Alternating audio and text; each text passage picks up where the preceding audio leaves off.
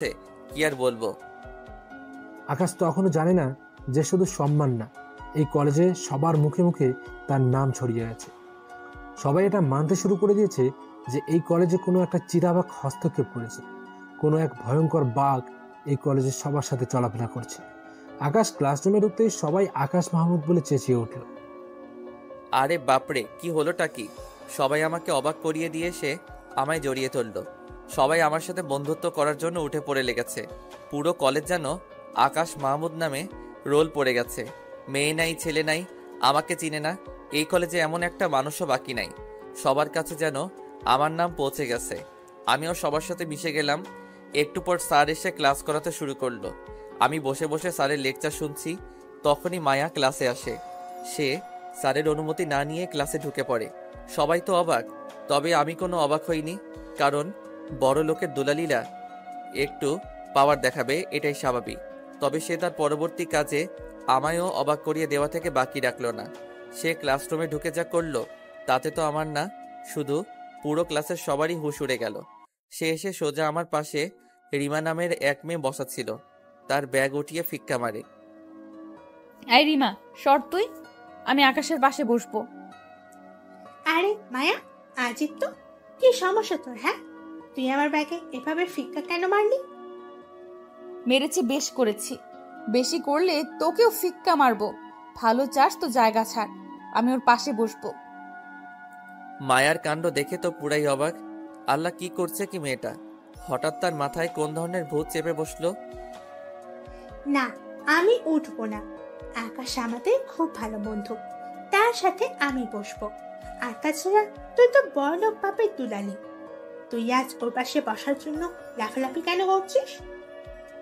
রিমা, বাড়াবাড়ি করিস না। আমি ওর পাশে বসবো তো বসবো। না, আমি সরবো না।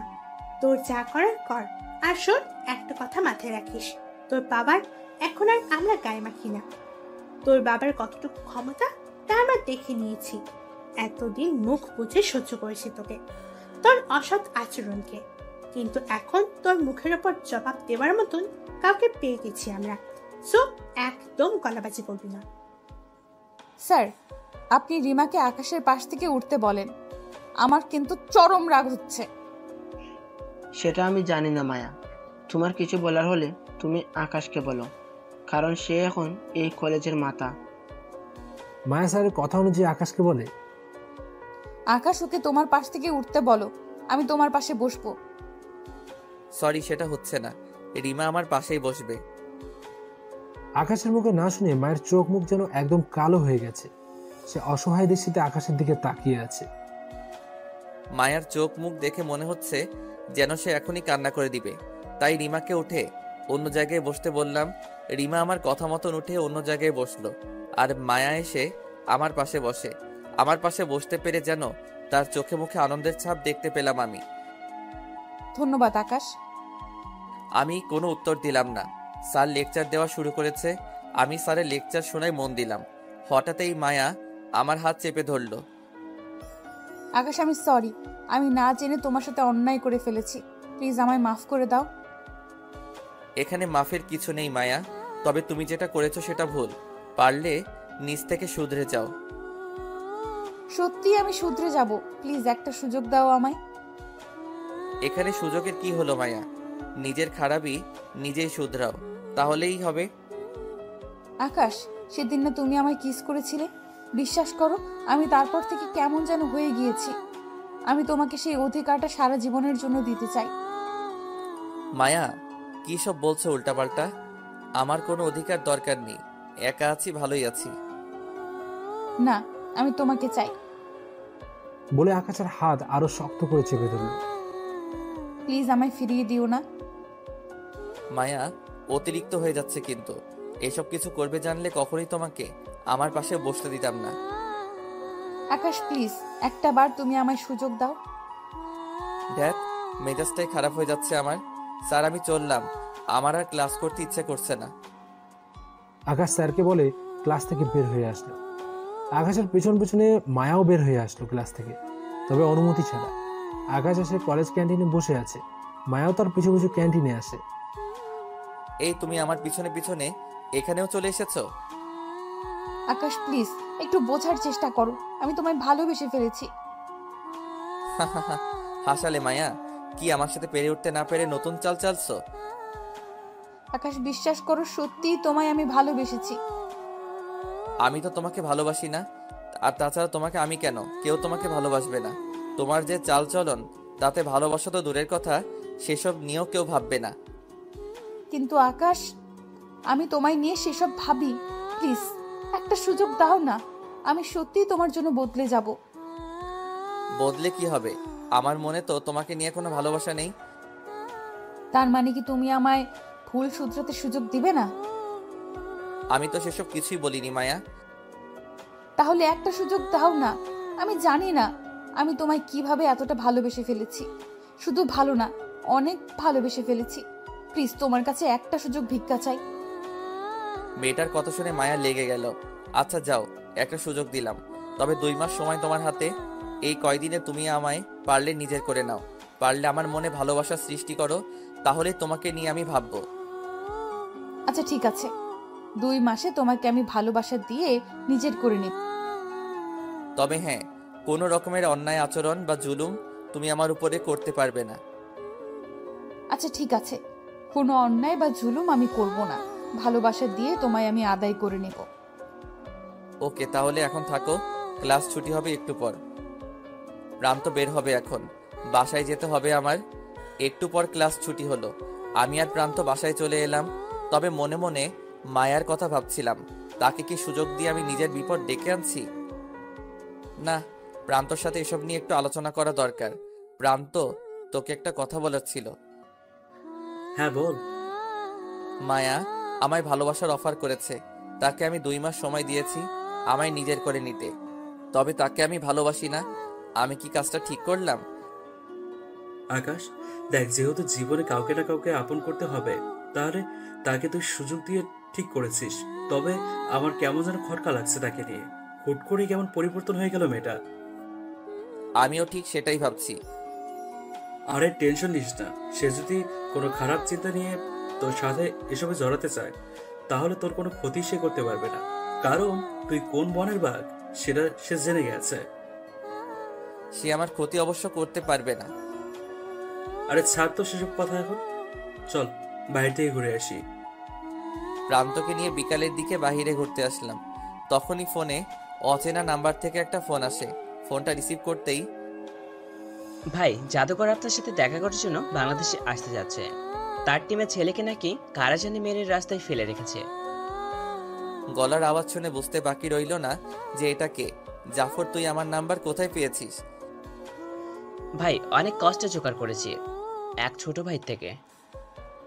জাদুকরকে বলে দে আমি তার সাথে দেখা করতে পারবো না। আর তোরা কি জানিস না যে আমি সব ছেড়ে দিয়েছি? ভাই, জাদুকরকে আমি সমস্তটা বলেছি, কিন্তু সে নাছোড়বান্দা। সে আপনার সাথে দেখা করবেই, কারণ সে নাকি দেশে আসতে ভয় পাচ্ছিল আপনার জন্য। তাই আপনার অনুমতি নিয়ে দেশে আসতে চাই। আচ্ছা যা, তাকে বলে দে 1 সপ্তাহের মধ্যে দেশে আসতে। ওকে ভাই। জাফরের সাথে কথা বলে ফোনটা রেখে দিলাম, কিন্তু আমার মাথায় এটা নেই যে প্রান্ত আমার সাথে। আকাশ, আমি অনেকটাই শুনেছি তোর কথা। কোন জাফরের কথা বলছিলি? সে তো আন্ডারওয়ার্ল্ডের ডন। আর তাছাড়া তুই কি ছেড়ে দিয়েছিস? প্রান্ত, নিজের চোখে সমস্তটা না দেখলে কখনো বুঝতে পারবি না আমি কে। তাই মুখে বলবো না, সময় হলে নিজের চোখে সবটা দেখে নিস, কারণ অতীত কখনো লুকায়িত থাকে না। আচ্ছা। মেজাজটা খারাপ হয়ে যাচ্ছে। দুনিয়ার কোলাহল থেকে যতই দূরে আসতে চাই, দুনিয়া ততই আমায় আঁকড়ে ধরে। তবে আমি জাদুকরকে বারণ করতে পারতাম, কিন্তু করিনি, কারণ সে যতই বড়ই ডন হোক না কেন, দেশে ঢুকলেই তাকে কুপিয়ে মেরে ফেলবে ছেলেপেলেরা। তাই তাকে কথা দিতে হয়েছে। আর তাছাড়া মানুষটা অনেক ভালো, গরিবের উপরে কখনো অন্যায় করেনি। অনেক ডোনেশন করেছে আমার হাত দিয়ে। যাক, যাই হবে হোক, সেটা পরে দেখা যাবে। এখন হাঁটতে এসেছে, সেটার দিকে ফোকাস করি। দুজনে মিলে অনেকটা সময় হাঁটাহাঁটি করলাম, পরে বাসায় চলে গেলাম। পরের দিন সকালবেলায় রেডি হয়ে কলেজে গেলাম। ক্লাসরুমে ঢুকতে যাব, তখনই একটা মেয়ে এসে আমায় চিঠি দিয়ে গেল। আমি চিঠিটা খুলে দেখি প্রেমপত্র, আবার তাতে লেখাও আছে কলেজের শেষে ক্যান্টিনে অপেক্ষা করব। প্রেমপত্র দেখে হাসবো না কানবো বুঝে উঠতে পারছি না। দুনিয়ার খেল এটাই, পাওয়ার বা রোকরা থাকলে হবে পকেটে, মেয়েরা এসে লাইন ধরবে। বসে বসে ক্লাস করছিলাম, তখনই মায়া তেড়ে ফুড়ে ক্লাসরুমে ঢুকে। সে এসে সোজা আমার পাশে বসে গেল। স্যার ক্লাস করাচ্ছে, কিন্তু মহারানী দেখি আজ একদম চুপচাপ। যাক, ভালোই হয়েছে। ক্লাস শেষ করে কে সেই প্রেমিকা, তাকে দেখার জন্য ক্যান্টিনের দিকে হাঁটা ধরলাম। ক্যান্টিনে গিয়ে দেখি মায়া সেই মেয়েকে চেয়ার দিয়ে মেরে মাটিতে শুইয়ে রেখেছে। তার মানে আমি যাওয়ার আগেই মায়া তোলপাড় চালিয়ে দিয়েছে। কিন্তু মায়ার এমন কর্মকাণ্ড দেখে চরম রাগ উঠে গেল। এই মায়া, তুমি ওকে এভাবে মারলে কেন? তোমাকে প্রেম পত্র দেওয়ার সাহস কোথায় পেয়েছে সে? ভাইরে ভাই, এই মেয়ে তো আমার থেকেও চালু মাল। আমি এখনো জানি না কে এই প্রেম পত্র দিয়েছে। সেখানে মায়া বের করে ফেলেছে সেই মেয়েকে। সে প্রেমপত্র দিয়েছে সেটা তার ব্যাপার, কিন্তু তুমি তাকে মারার কে? আমি মারবো, কারণ তুই আমার। তোর দিকে কেউ তাকালে তার চোখ আমি তুলে ফেলবো। মায়া, বাড়াবাড়ির একটা লিমিট থাকে, কিন্তু সেটা পার করিও না। সবারই অধিকার আছে নিজের পছন্দের মানুষকে দুইটা কথা বলার। সবার অধিকার থাকলেও তোর উপরে কারোর অধিকার নাই আমি ছাড়া। মুখের ব্যবহার ঠিক করো মায়া। না, আমি ঠিক করব না। সে তোকে প্রেমপত্র দিল কেন? এবার আর রাগ সামলাতে পারলাম না। একে তো মেয়েটাকে বেরেহিম ভাবে মেরেছে, দুই আবার আমার সাথে তুই তুকারিও করছে। ঠাস করে একটা থাপ্পড় বসিয়ে দিলাম। শান্তি হয়েছে তোমার আমায় মেরে? না হলে আরো মারো, কিন্তু কেউ তোমার উপরে নজর দিলে তার কিয়ামত ছুটিয়ে দেব আমি। মায়া, তুমি কি পাগল হয়ে গেছো নাকি? হ্যাঁ, আমি পাগল হয়ে গেছি তোমার ভালোবাসায়। প্লিজ আমায় নিজের করে নাও। কথা বলতে বলতে কান্না করে দিয়েছে মায়া। কি বলবো বুঝে উঠতে পারছি না মেয়েটাকে। ওর কান্না যেন কলিজায় এসে লাগছিল। সে আমার কাছে তার কথার কোনো সাড়া না পেয়ে নিজেই এসে আমায় জড়িয়ে ধরল। আমি তো পুরো বেকুব বনে গেলাম। সবাই আমাদের দিকে হা করে তাকিয়ে আছে। এই মেয়ে কান্নাকাটি করে না? আমি তো বলেছি যে তুমি আমায় ভালোবাসা দিয়ে নিজের করে নাও। তাও মায়া কান্না করছে। আকাশের কথা শুনে কান্নার মাত্রা যেন আরো বেড়ে গেল। আরে বাবা, এত কান্না করার কি আছে? আকাশ, সত্যিই তোমায় আমি ভালোবাসি। আচ্ছা ঠিক আছে, যাও, মানলাম। এবার তো কান্না থামাও। অনেক কষ্টে বুঝিয়ে শুনিয়ে কান্না থামালাম মায়ার। আর আমাকে প্রেমপত্র দেওয়া মেয়েটাকে হসপিটালে পাঠানোর ব্যবস্থা করলাম। যদিও বেশি ক্ষতি হয়নি, তবে কপাল ফেটে গেছে। পরে মায়াকে বুঝিয়ে শুনিয়ে বাড়িতে পাঠিয়ে দিলাম। আর আমি আর প্রান্ত নিজের বাসায় চলে এলাম। এভাবে আরো 2-3 দিন কাটলো। মায়ার সাথে মোটামুটি কথা বলি এখন আমি। একদিন রাতের বেলায় জাফর ফোন দিয়ে বলে, ভাই, কালকে জাদুঘর দেশে আসছে। ওকে, আমি চলে আসবো সময় মতন। পরের দিন কলেজে না গিয়ে প্লেসে চলে গেলাম জাদুঘরের সাথে দেখা করতে। সে আমাকে পেয়ে সাথে সাথে জড়িয়ে ধরলো। তার দেশে থাকাকালীন সময়ের সেফটি মোটামুটি নিশ্চিত করলাম। জাদুঘর জাফর বলল, তোমার ছেলেদের নাকি কারা মেরে ফেলেছে। হ্যাঁ ভাই, তার জন্যই তো দেশে আসা। কারা এমনটা করেছে, তাদের কোনো হদিস পেলে? হ্যাঁ, পেয়েছি ভাই। তাদের ছবি আমার কাছে আছে। তারা নাকি ড্রাগনের ছেলে পেলে। দেখি ছবিগুলা। জাদুঘর ব্যাগ থেকে আমায় ছবিগুলো বের করে দিল। ছবিগুলো হাতে নিয়ে দেখতেই কলেজা মোচড় দিয়ে উঠলো আমার। আল্লাহ, এই ছবির মানুষগুলো তো আমার পরিচিত। এরা তো মায়ের বডিগার্ড, যাদের আমি মেরেছিলাম। কিন্তু কি করে সম্ভব এটা? একদিকে মায়ের বডিগার্ড, অন্যদিকে তারা নাকি জাদুঘরের ছেলেদেরকেও মেরেছে। জাদুঘর, ভালো করে দেখো তাদের। এরাই কি তোমার ছেলেদেরকে মেরেছে? কারণ এদের আমি চিনি। হ্যাঁ আকাশ ভাই, আমি শিওর এরাই আমার ছেলেদেরকে মেরেছে। জাদুঘরের কথা শুনে মাথা পুরো হেট হয়ে গেল। না, এটা হতে পারে না। আর জাদুঘরের কথা যদি সত্যি হয়, তাহলে মায়ার সাথেও এর কোনো সম্পর্ক আছে। ওকে, আমি বিষয়টা দেখছি। তারপর সেখান থেকে চলে এলাম। বাসায় রওনা হয়েছি। আজ তো কলেজ যাওয়া হবে না আর। তখনই প্রান্ত ফোন দিয়ে বলল, দোস্ত, মায়া তোর খোঁজ করছে। সে এখনো বাসায় যায়নি তোর জন্য। আমায়ও যেতে দিচ্ছে না। বলছে তুই না আসলে সে বাসায় যাবে না, আর আমাকেও যেতে দেবে না। তুই প্লিজ যেখানে আসিস তাড়াতাড়ি কলেজ যায়। প্রান্তর মুখে এসব শুনে টেনশনে পড়ে গেলাম। মেয়েটা নাকি আমার জন্য পাগলামো করছে।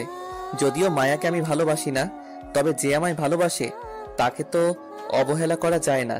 তাই বাসায় না গিয়ে সোজা কলেজে চলে গেলাম। মায়া আমাকে দেখতে পেয়েই দৌড়ে এসে আমায় ঝাপটে ধরলো। এই, তুমি সারাদিন কই ছিলা? আর আজ কলেজে আসোনি কেন? কাজের জন্য কলেজে আসিনি। কিন্তু তুমি কান্না করছো কেন? আমার খুব কষ্ট হচ্ছে। ইচ্ছে করছিল তুমি যেখানে আছো তোমার কাছে ছুটে চলে যাই। মায়া, তুমি কি পাগল হয়ে গেছো? আর আমার জন্য কষ্ট কেন হবে তোমার?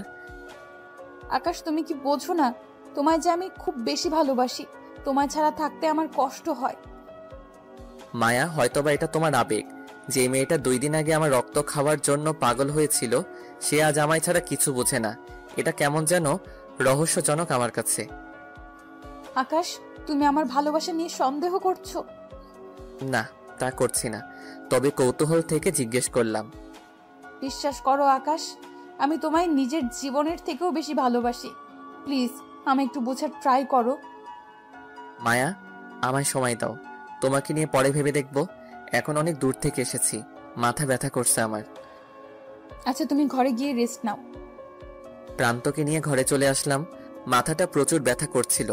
মাথা ব্যথা নিয়ে কোনো মতে দিনটা পার করলাম। পরের দিন সকালবেলা কলেজে ক্লাস করছিলাম, তখনই একজন এসে আমায় ডেকে বলে, এই ক্লাসে আকাশকে, তার সাথে চিফ মিনিস্টার দেখা করতে এসেছে। লোকটার মুখে এমন কথা শুনে পুরো ক্লাসের সবাই হা করে তাকিয়ে আছে আমার দিকে। আমি নিজেও অবাক। হঠাৎ তিনি আমায় খোঁজ করছেন কেন? লোকটার সাথে বাহিরে গেলাম। বাহিরে গিয়ে দেখি চিফ মিনিস্টার বসে আছে চেয়ারে। আমাকে দেখতে পেয়ে এসে আমার সাথে কোলাকুলি করলো। আকাশ ভাই, আপনার কাছে একটা সাহায্যের জন্য এসেছিলাম। কি সাহায্য? ভাই, বিপরীত পার্টি আমাকে পদ থেকে নামানোর জন্য উঠে পড়ে লেগেছে। আমার নামে বিভিন্ন মিথ্যা ঘটনা রটাচ্ছে। ভাই প্লিজ, আপনি আমাকে উদ্ধার করেন। মিনিস্টার সাহেব, আপনি ভালো করেই জানেন যে আমি সবকিছু ছেড়ে দিয়েছি, কিন্তু তারপরেও আপনি আমার কাছে এসেছেন। ভাই, আমি আপনার পায়ে পড়ি, আপনি আমায় উদ্ধার করেন। আপনি ছাড়া কোনো বাপের বেটা নাই যে আমার উদ্ধার করবে। প্লিজ আকাশ ভাই, আপনি আমাকে বাঁচান। আরে আরে, এত অনুরোধ করার দরকার নেই। সেদিন আমায় কোলে করে হসপিটালে নিয়ে গিয়েছিলেন, সেই খাতিরে আপনার এই উপকারটা আমি করব। যে করেছে তার নামটা সেলিম নিশ্চয়ই? হ্যাঁ ভাই। ওকে, কাজ হয়ে যাবে। বাসায় গিয়ে শান্তিতে ঘুমান। ভাই ধন্যবাদ। চিফ মিনিস্টার চলে গেল। না, ক্লাসটা করে নেই আগে, ওসব নিয়ে পরেও ভাবা যাবে।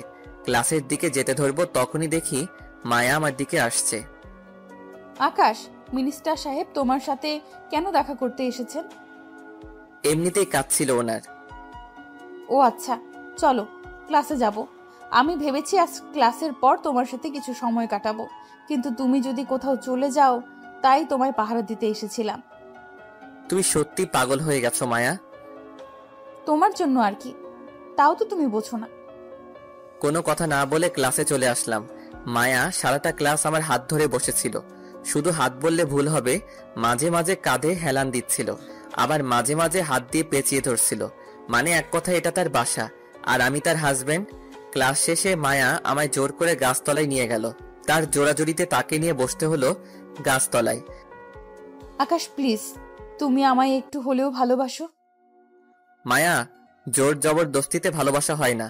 আর তোমায় ভালোবাসবো তেমন কোনো শক্ত ইস্যু আমি খুঁজে পাচ্ছি না। তবে তোমায় তো আমি সময় দিয়েছি, তুমি সেই সময়ের মধ্যে পারলে আমায় নিজের করে নাও। এখন আমি উঠলাম, আমার কাজ আছে। মায়াকে রেখে বাসায় চলে এলাম। বাসায় এসে খেয়ে দিয়ে রুমে শুয়ে আছি, তখনই চিফ মিনিস্টারের কথা মনে পড়ল। সাথে সাথে জাফরকে ফোন দিয়ে কি করতে হবে সেটা বলে দিলাম, আর এটাও বললাম যে আমি রাতে সেখানে যাব। মাগরিবের পর জায়গা মতন চলে গেলাম যেখানে সেলিমকে বেঁধে রাখা হয়েছে। সেখানে গিয়ে দেখি জাফর চেয়ার নিয়ে বসে আছে। সে আমাকে দেখতে পেয়েই দৌড়ে এসে জড়িয়ে ধরল। ভাই, আজ কতদিন পর আপনাকে দেখতে পেলাম। হ্যাঁ রে, আজ আমি অনেকদিন পর তোকে দেখেছি। আচ্ছা, মালটা কই? ভাই, ওই রুমে বেঁধে রেখেছি। কি সব আবল দাবল বকছে চেঁচিয়ে চেঁচিয়ে। আপনি একটু দেখেন তো। সেলিমকে যেই রুমে বেঁধে রাখা হয়েছে সেই রুমে গেলাম, মুখে রুমাল পেঁচিয়ে নিলাম। সেলিমের সামনে যেতেই, এই তোরা আমায় কেন বেঁধে রেখেছিস? তুই নাকি চিফ মিনিস্টারের নামে কি সব উল্টাপাল্টা ঘটনা রটাচ্ছিস।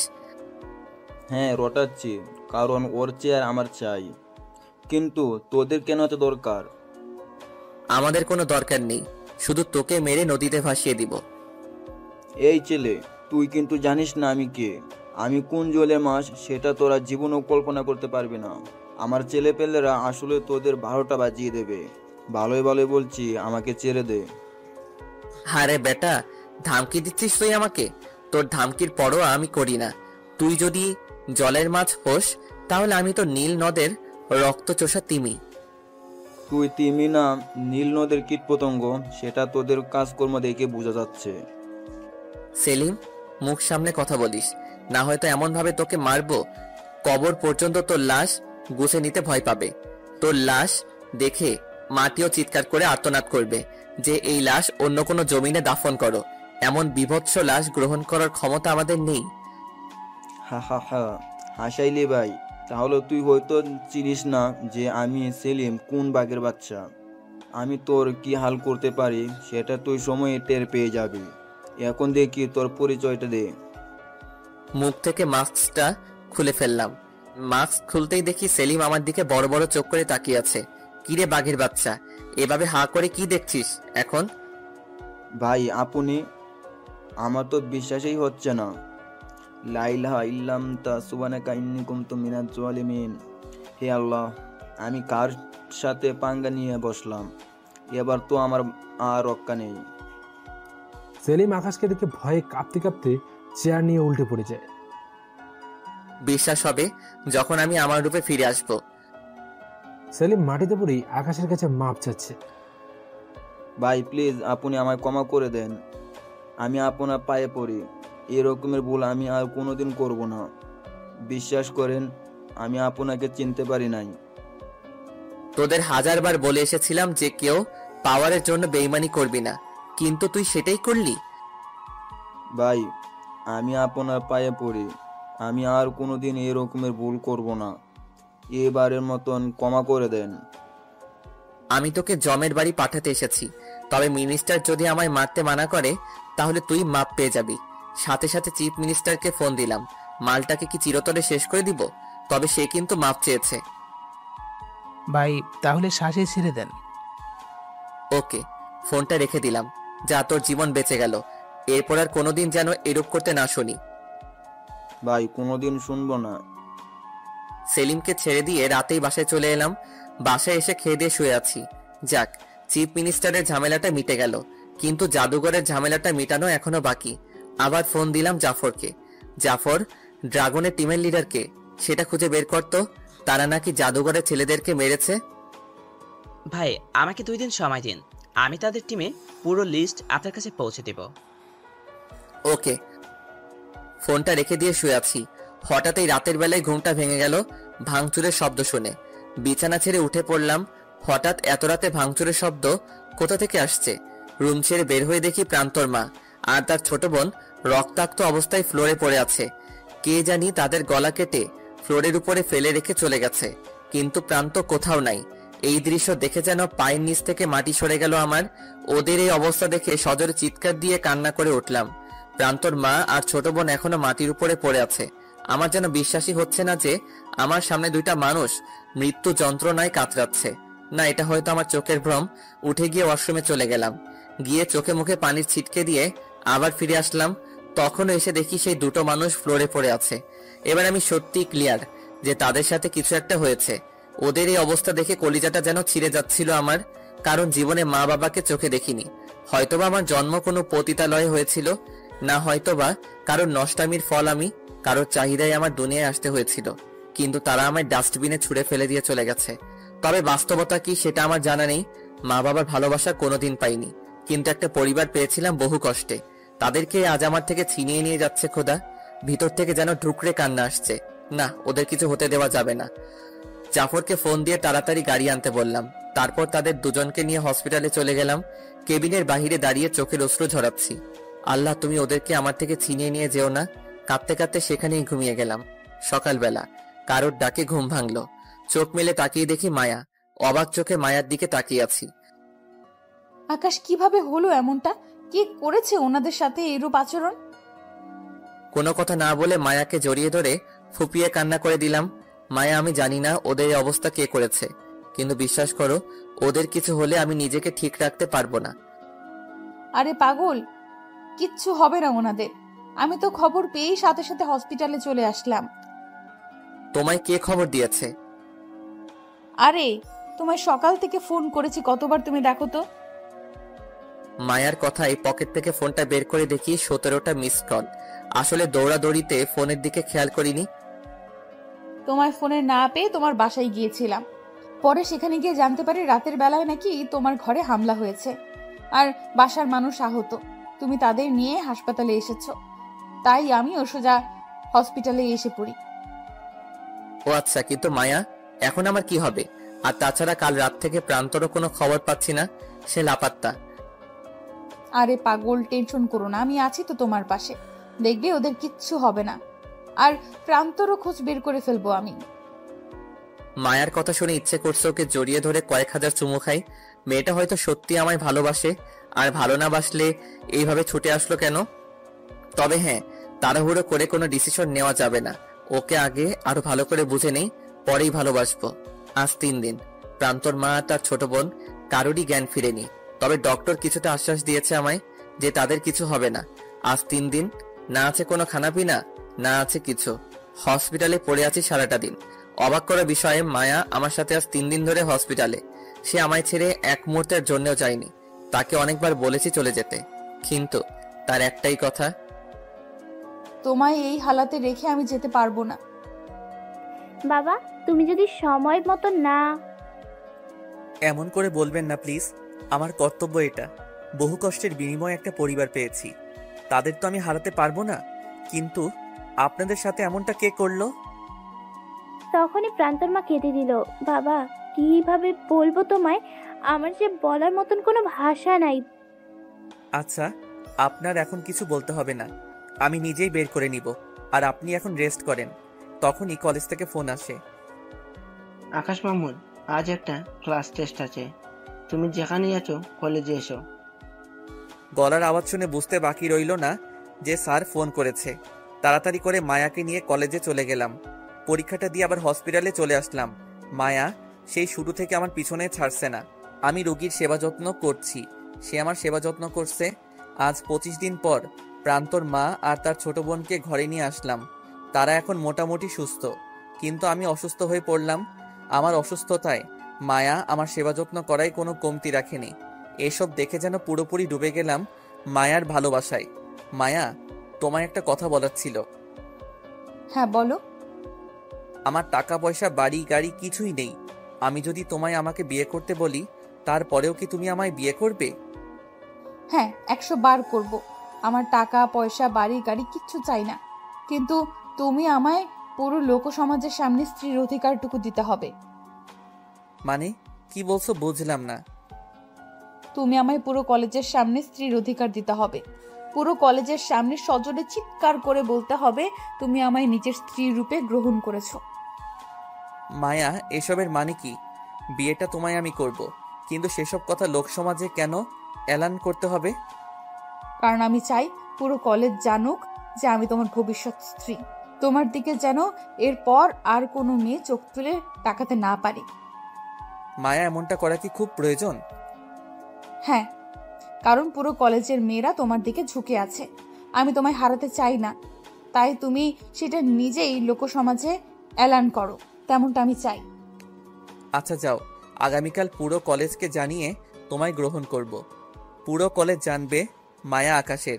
এবার খুশি তো? মায়া খুশিতে আকাশকে জড়িয়ে ধরে অনেকগুলো চুমু বসিয়ে দেয় তার গালে। হ্যাঁ, আমি অনেক খুশি। আর চলো, আজ আমাকে নিয়ে ঘুরতে যাবে। আচ্ছা চলো। মনে মনে অনেক খুশি লাগছে যে মায়া আমাকে এতটাই ভালোবাসে। সে আমায় কখনো হারাতে চায় না। পুরো কলেজে যেন কেউ আর আমার দিকে সেরূপ দৃষ্টিতে না তাকায়। তাই সে নিজের অধিকার লোক সমাজকে সাক্ষী রেখে বুঝে নিতে চায়। মায়াকে নিয়ে ঘুরতে বের হলাম। ইস, আজ প্রান্ত যদি সামনে থাকতো তাহলে সে অনেক খুশি হতো। এখনো পর্যন্ত প্রান্তর কোনো খোঁজ আমি পাইনি। আই, এত কি ভাবছো? প্রান্তর কথা ভাবছিলাম, সে হঠাৎ করে কোথায় উধাও হয়ে গেল। আরে চিন্তা করিও না, দেখবে সে ঠিক চলে আসবে। তাই যেন হয়। এবার আমার দিকে ফোকাস করো, বাকি সমস্ত চিন্তা বাদ দাও। আচ্ছা। সেদিনটা মায়াকে নিয়ে অনেকটা ঘোরাঘুরি করলাম। নিজের ভিতরে কেমন যেন একটা ফিল হচ্ছে। আজ বাদে কাল মায়া আমার নিজের হবে ভাবতেই কেমন যেন খুশি লাগছে। সারাদিন ঘোরাঘুরি করে রাতের বেলায় বাসায় চলে আসলাম। এসে খেয়ে দিয়ে শুয়ে আছি। তখনই জাফরের কথা মনে পড়ল। সে আমায় বলেছিল ড্রাগন টিমের তথ্য দিবে। তাকে ফোন করলাম। কিরে, তুই না আমায় ড্রাগন টিমের পুরো তথ্য দেওয়ার কথা ছিল? সে তো আমি কবেই আপনাকে মেল করে দিয়েছি, কিন্তু আপনি হয়তো মেল চেক করেননি। জাফরের কথা শুনে অনেকটা অবাক হয়ে গেলাম। আচ্ছা দাঁড়া, আমি চেক করছি। চেক করে দেখি জাফর আমাকে অনেক আগেই মেইল করেছে। সরি রে, আমি আসলে বেশ টেনশনে ছিলাম, তাই চেক করতে সময় পাইনি। ভাই কোনো ব্যাপার না, সব তথ্য দিয়েছে, কিন্তু বাকি লিডার যে আছে তার কোনো তথ্য জোগাড় করতে পারেনি। তবে এতটুকু জেনেছে সে একটা মেয়ে। জাফরের কথা শুনে মাথার টনক নড়ে উঠল। কি বলিস রে, একটা মেয়ে ড্রাগনের মেইন লিডার? হ্যাঁ ভাই, তবে আমার মনে হচ্ছে না সে শুধু মেয়ে লিডার, তার পিছনে হয়তো কেউ আছে। ওকে ঠিক আছে, বাকিটা আমি দেখে নিচ্ছি। কিন্তু শোন, আগামীকাল কলেজে আসবি, কারণ তোর ভাবিকে সবার সামনে বিয়ের প্রপোজাল দিতে বলেছে। ওকে ভাই। ওকে, এখন রাখলাম। জাফরের সাথে কথা বলে ফোনটা রেখে দিলাম। সমস্ত কিছুর হিসাব নিকাশ করলাম যে কে হতে পারে। জীবনে তো কম নেতা খেতাকে দেখিনি। বহু বড় বড় নেতা খেতা, লিডার, ভক্কর চক্কর বহুকে দেখেছি, কিন্তু তাদের মাঝে কোনো মেয়েকেই তো এইরূপ দেখিনি। হয়তোবা সে কোনো নতুন পাবলিক, আমার সাথে তার পালা কখনো পড়েনি। এসব নিয়ে ভাবছিলাম, তখনই মায়া ফোন দিল। এই যে শুনছো? হ্যাঁ শুনছি তো, বলো। কাল কিন্তু লাল গোলাপ নিয়ে আমায় বিয়ের প্রপোজাল দিবে, না হয় কিন্তু আমি তোমাকে ফিরিয়ে দেব। আচ্ছা বাবা, করব। হয়েছে, এখন ঘুমাও। এটা বলার জন্যই ফোন করেছিলাম। আচ্ছা। তারপর ফোন রেখে দিয়ে ঘুমিয়ে পড়লাম। সকালবেলা ঘুম থেকে উঠে রেডি হয়ে কলেজে চলে গেলাম। কলেজে যাওয়ার আগে রাস্তা থেকে লাল গোলাপের একটা গুচ্ছ কিনে নিলাম। এটা দিয়ে মায়াকে বিয়ের প্রপোজাল দিব। কলেজে গিয়ে দেখি মায়া আমার আগেই কলেজে এসে গেছে। এত সময় লাগে আসতে? হ্যাঁ, আরে ফুল কিনতে একটু দেরি হয়ে গেছে। এখন কত কি যে বলো না। হয়েছে, এবার প্রপোজ করো বিয়ের জন্য। এই যে সবাই শুনছেন, যে যেখানে আছেন সবাই দাঁড়িয়ে যান। সবাই 1 মিনিট একটু সময় নিয়ে এদিকে ফোকাস করুন। মায়া, আমি তোমায় খুব ভালোবাসি। আমি তোমার 2 জীবনের সাথী হতে চাই। আমি তোমার সাথে সারা জীবন পাড়ি দিতে চাই। যে জীবনে শুধু থাকবে ভালোবাসা আর ভালোবাসা, যে জীবনে থাকবে না কোনো কষ্টের ছিটে ফোঁটা। মায়া, উইল ইউ ম্যারি মি? তুমি কি আমায় বিয়ে করবে? তুমি কি আমায় দেবে সেই অধিকারটুকু? তখনই পেছন থেকে কেউ একজন এসে আকাশের মাথায় লাঠি দিয়ে সজোরে এক বাড়ি মারে। আকাশ মাগো বলে চিৎকার দিয়ে মাটিতে শুয়ে পড়ে। চিরচির করে রক্ত পড়ছে মাথা থেকে। আকাশ মাথায় হাত দিয়ে পেছন ফিরে দেখে প্রান্ত। প্রান্ত, তুই? হ্যাঁ আমি। বলে সজোরে হাসতে থাকে। কি রে জানোয়ারের বাচ্চা, তুই না বলো অনেক বড় হয় না? হ্যাঁ, তো না কেউ কিচ্ছু করতে পারবে না। আরে প্রান্ত, তোমার কি মাথা খারাপ হয়ে গেছে নাকি? কাকে কি বলছো তুমি? এই কুকুরের বাচ্চা যদি হায়না হয়, তাহলে হায়নাকে কি বলবে তুমি? এই ছোট লোক তো আমার জুতারও সমান না। বলে মায়া আকাশের মুখের মধ্যে জুতা ঘষে দেয়। অবাক চোখে তাকিয়ে আছি প্রান্ত আর মায়ের দিকে। তাদের দুজনকে যেন আমার কাছে অপরিচিত লাগছে। হে আল্লাহ, কাকে ভালোবাসলাম আমি, যে কিনা ছলনাময়ী এক রক্তচোষা। এই ছোট লোক এরকম করে তাকিয়েছিস কেন? মায়া, তুমি আমার সাথে এমনটা কেন করলে? কেন, সেদিনের কথা কি ভুলে গেছিস? যেদিন আমার বাবা আর আমার মা ইজ্জত ধুলোয় মিশিয়ে দিয়েছিলি। মায়া, সেসব তো তোমাদের ভুল ছিল। এই ছোট লোক, ভুল কি সহি সেটা আমাদের উপরে ছেড়ে দে। তবে তুই যেদিন ভরা মজলিসে আমাদের অপমান করেছিলি, সেদিন এই প্রতিজ্ঞা নিয়েছিলাম যে তোর 12টা বাজাবো। তাই তোর সাথে ভালোবাসার নাটক করেছি। মায়ার কথা শুনে থ হয়ে তাকিয়ে আছি মায়ার দিকে। শোন, তোকে চাইলে আমি অনেক আগে শিক্ষা দিতে পারতাম। যেই মায়া পুরো ড্রাগন টিম পরিচালনা করে, সেই মায়ার কাছে তুই একটা মশা মাছি। তোকে শায়েস্তা করা মায়ের জন্য কোনো ব্যাপার ছিল না, কিন্তু আমি ইচ্ছে করেই তোকে শায়েস্তা করিনি। কারণ তুই আমাদের ইগোতে হার্ট করেছিস, লোকালয়ে অপমান করেছিস, আমাদের মা ইজ্জত পুরো ডুবিয়ে দিয়েছিস। তাই তোর সাথে এই খেলাটা এইভাবেই খেললাম, যাতে করে খোয়ানো ইজ্জত আবার ফিরে পেতে পারি, আর তোর 12টা বাজাতে পারি। মায়ার কথা শুনে যেন আকাশ ভেঙে মাথায় পড়লো মতন অবস্থা। তার মানে মায়া এই ড্রাগনের লিডার, কিন্তু জাফর যে বলল তার উপরেও হয়তো কেউ আছে। কোনো কিছুরই যেন হিসেব মিলছে না। যাকে এত ভালোবাসলাম সে আমার সাথে ছলনা করে শরীরের সমস্ত রক্ত চুষে নিল। প্রান্ত মায়া না হয় আমার উপরে প্রতিশোধ নেওয়ার জন্য আমার সাথে ভালোবাসার মিথ্যা ছলনা করেছে, কিন্তু তুই কেন করলি? তুই না আমাকে নিজের ভাই মানতি?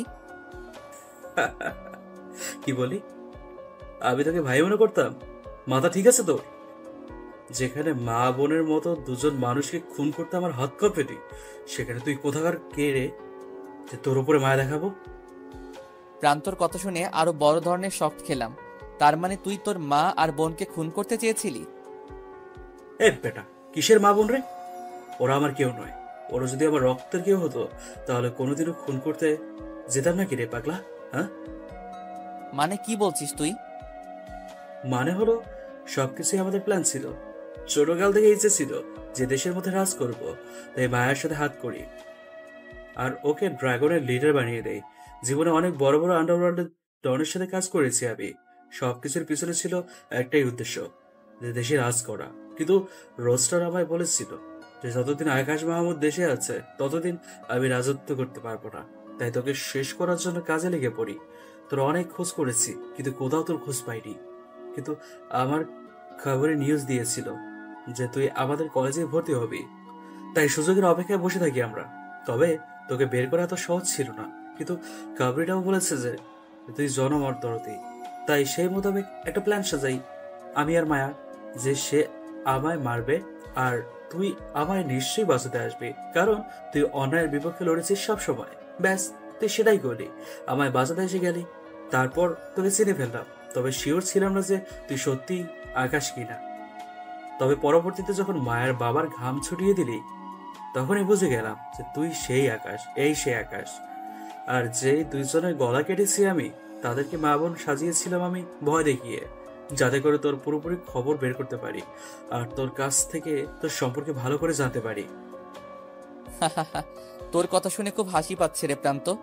রোস্টার তোকে অর্ধেক ইনফরমেশন দিয়েছে আমার। সে তোকে এটা বলেনি যে আকাশ মাহমুদ কোনো ভয়ঙ্কর চিতাবাঘ, আর তার দ্বিতীয় আরেকটা পরিচয় আছে। আরে তোর পরিচয় দিয়ে আমার কাজ কি রে? আমার কাজ তো তোকে শেষ করা, তাই তোকে শেষ করে সমস্ত ক্ষমতা পেয়ে যাবো আমি। মৃত্যুকে ডেকে এনেছিস তুই প্রান্ত? কি বললি তুই আমায়? তোর এত বড় সাহস যে তুই আমায় হুমকি দিস? মৃত্যুর দুয়ারে তো তোকে আমি আজ পাঠিয়ে দেবো। আশেপাশে তাকিয়ে রাখতো কত ছেলে পেলে আমার। আশেপাশে তাকিয়ে দেখি কয়েক শতাধিক ছেলে পেলে। এত ছেলে পেলে দেখে খুব হাসি পাচ্ছে। কয়েক শতাধিক ছেলে পেলে নিয়ে আমায় মারতে চলে এসেছে, কিন্তু সে জানে না আমি কে। আর রোস্টারও তাকে পুরোপুরি বলেনি আমার সম্পর্কে। যদি জানতো জীবনেও আসতো না আমায় মারতে।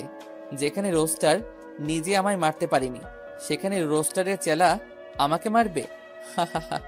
বলে শব্দ করে হেসে উঠলাম। কিরে, মৃত্যুকে চোখের সামনে থেকে খুব হাসি পাচ্ছে বুঝি? হ্যাঁ, এই তোরা সব কটা মিলে মার ওকে। প্রান্তর কথা অনুযায়ী তার ছেলেপেলেগুলো আকাশকে মারতে শুরু করে। আকাশকে মাটিতে ফেলে এলোপাতাড়ি মারছে তারা। আকাশ চুপচাপ মার খেয়ে যাচ্ছে মাটিতে পড়ে। তখনই হুট করে কোথা থেকে যেন আলিফ সাহেব দৌড়ে আসে, এসে প্রান্তর কাছে হাত জোর করে মিনতি করে, বাবা প্লিজ আকাশকে ছেড়ে দাও, তোমার কাছে হাত জোর করে করছি। মায়া তার বাবার এরূপ কাণ্ড দেখে থতমত খেয়ে যায়। বাবা তুমি কি সব পাগলের মতন কাজ কারবার করছো? তোমার কি মনে নেই এই ছেলে আমাদের ইজ্জতের 12টা বাজিয়ে দিয়েছিল? মায়া, আমার সব কিছুই মনে আছে, কিন্তু আমি এই ছেলের জীবনই ঘাটতে গিয়ে এমন কিছু সামনে আসে যেটা শুনলে তোর পায়ের নিচ থেকে মাটি সরে যাবে। বাবা কি সব বলছো তুমি? তোমার মাথা কি খারাপ হয়ে গেছে নাকি? মায়া, আমার এত কিছু পাওয়ার থাকা সত্ত্বেও আমি চুপসে আছি, আর তুই আমার মেয়ে হয়ে এই ছেলেকে মারতে উঠতে পড়ে লেগেছিস।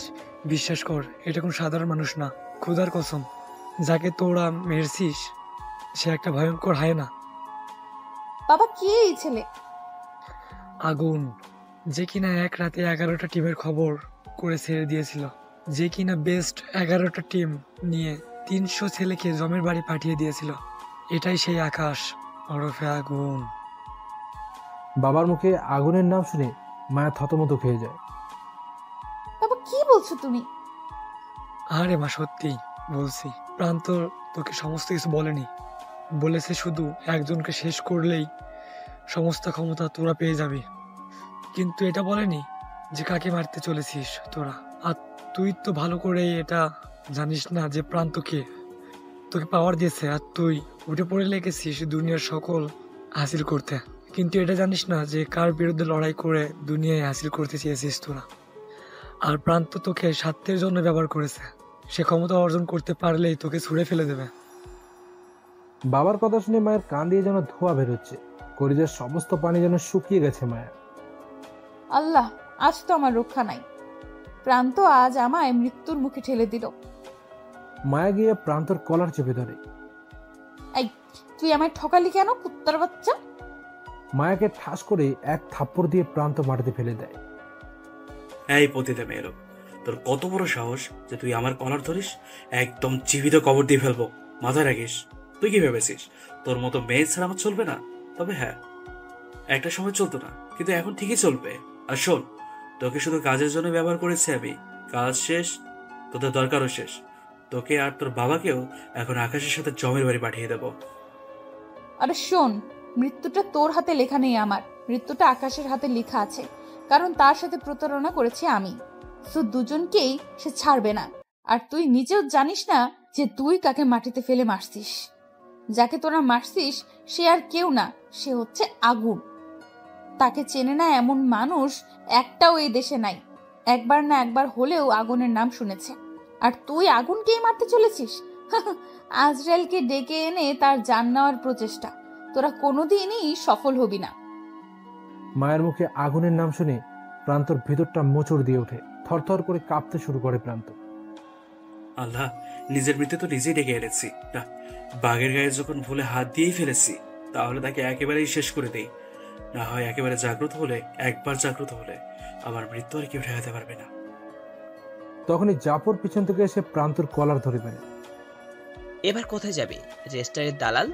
আজকে তো তোর খেল খতম। এই, তোরা কে কোথায় আছিস? আমাকে বাঁচা। প্রান্তর লোকেরা এসে জাফরকেও মারতে শুরু করে। দুজনেই মাটিতে পড়ে আছে আধমরা হয়ে। প্রান্ত আকাশের এই অবস্থা থেকে সজোরে হাসতে আরম্ভ করে। মায়া, কি জানি বলেছিলি তুই যে আগুনের হাতে আমার মৃত্যু লেখা আছে? দেখ, আগুনকে মৃত্যুর দুয়ারে পৌঁছে দিয়েছি আমি, ইতিহাস পরিবর্তন করে দিয়েছি আমি। এই জীবনের মৃত্যু মানুষের হাতে আজরাইলের মৃত্যু। এবার দেখি দেশের রাজ করা থেকে আমাকে কে আটকায়। তখনই আকাশ মাটি থেকে উঠে বসে পড়ে। প্রান্ত আকাশকে জীবিত দেখে ভয় পেয়ে যায়। সে ভয়ে কয়েক হাত পিছনে চলে যায়। সে ভাবছে হয়তো আকাশকে মারতে মারতে ওর লোকেরা মেরেই ফেলেছে, কিন্তু সে ভুল ছিল।